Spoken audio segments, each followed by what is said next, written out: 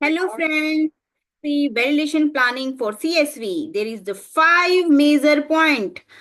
First point is in an integrated QBD environment, separate computerized system validation may not be necessary for system within border manufacturing processes. Second, complete product and process understanding along with accurate prediction and control of CPPs is essential within the design space.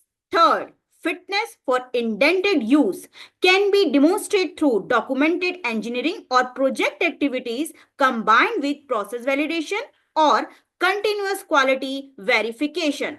Fourth, for automated manufacturing equipment, separate computer system validation should be avoided. Fifth, the specification and verification of computer systems should be integrated into the overall engineering approach. This ensures compliance and fitness for intended use of the entire automated equipment setup. Thank you so much.